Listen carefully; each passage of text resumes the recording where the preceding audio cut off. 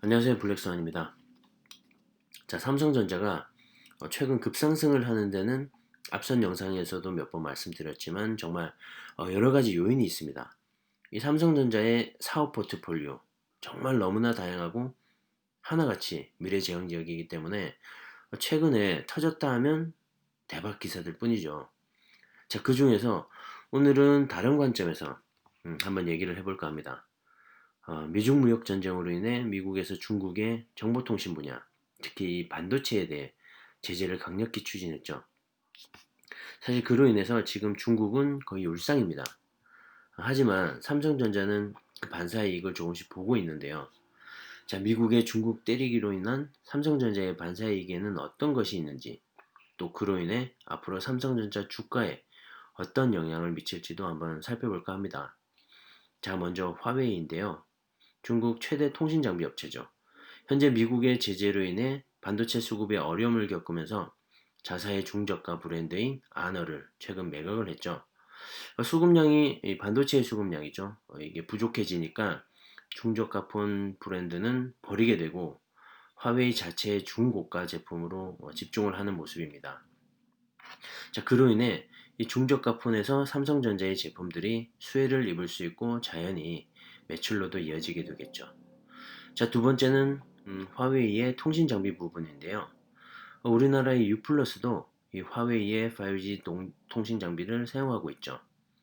이 미국이 이 우회적으로 부적절하다는 표시도 했었는데요. 우리나라뿐만 아니라 유럽이나 미국 시장에서도 화웨이의 5G 통신 장비 공급이 차질이 생기게 되면서 삼성전자의 이 5G 통신 장비가 대체품으로 반사이익을 볼 수가 있습니다. 현재 화웨이의 5G 통신 장비는 세계 1위입니다. 무려 30%가 넘는 점유율을 차지하고 있는데요. 그 파이 또한 만만치가 않습니다. 유럽의 노키아와 에릭센 등의 경쟁 업체가 있지만 삼성전자 역시 점유율에서 수혜를 볼 것은 분명합니다. 자, 그리고 사실 삼성전자가 이 5G 통신 장비를 공급하고 있다는 사실을 모르시는 분들이 꽤 있습니다. 제 주변에도 많은데요. 삼성하면 반도체라는 인식이 너무 강해서인 것 같은데 다음에 5G 통신 장비 관련해서 다시 한번 자세히 얘기해 볼까 합니다. 자, 세 번째로는 중저가 폰뿐만 아니라 사실 화웨이 전체 휴대폰 매출이 많이 급감하고 있습니다. 휴대폰의 핵심인 이 반도체가 수급이 안 되니까 당연히 생산량도 떨어지고 매출도 급감하는 거죠. 자, 그로 인해서 애플, 오포, 비보, 샤오미, 그리고 당연히 삼성전자까지도 이 화웨이의 빈자리로 인한 반사이익을 보고 있죠. 최근 인도 시장에서 휴대폰 판매율 1위로 올라섰고 전 세계 휴대폰 판매 역시 1위를 달성했습니다. 그런데 향후 스마트폰 시장에서 삼성전자의 점유율은 점점 더 늘어날 것으로 기대가 됩니다. 사실상 1위는 따놓은 당상인 거죠. 자, 그리고 네 번째는 하이실리콘인데요. 이 하이실리콘은 화웨이의 자회사이자 중국 최대 반도체 설계 업체인데요. 바로 팹리스인 거죠. 이 하이실리콘 역시 제재 대상이 되면서 이 거래처였던 샤오미, 오포, 비보 등이 삼성의 AP칩을 사용하기 시작했습니다. 삼성전자의 진짜 알짜 수혜인 거죠. 자, 그리고 두 번째로 큰 그림에서 두 번째죠. SMIC를 살펴볼 텐데요. 이 SMIC는 중국 최대의 파운드리 업체입니다. 현재 파운드리 전 세계 매출 5위인데요. 4.5%로 점유율은 낮은 편입니다. 2위인 삼성전자는 17% 정도의 점유율인데요.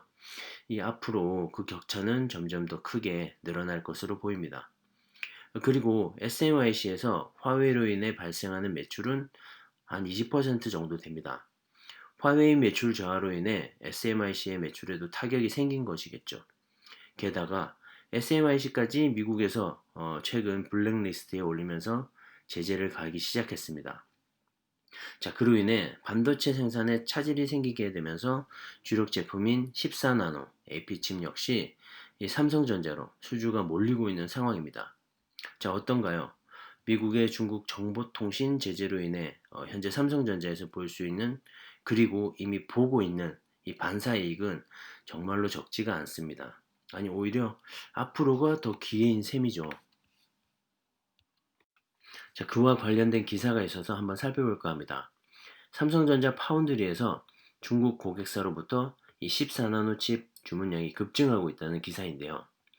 대만의 TSMC로 이 발주를 돌릴 수도 있지만 현재 중국과 대만의 관계를 미국이 계속해서 모니터링을 하고 있기 때문에 차선책으로 삼성전자 파운드리를 선택하게 되면서 주문량이 늘어나고 있는 게 아닌가 하는 분석입니다. 자, 현재 삼성전자는 극자외선 EUV 공정으로 7나노와 5나노 생산에 주력하고 있는 건 사실인데요. 하지만 현재 시장에서 수요가 가장 많은 것은 바로 14나노 공정입니다. 이 7나노 이하는 생산 단가가 높아서 모바일용 AP칩 등 일부 품목에만 현재 적용이 되고 있죠. 자, 그래서 삼성전자 입장에서도 14나노 칩의 주문이 늘어난 것은 정말 두 손 들어 반길 만한 일이죠.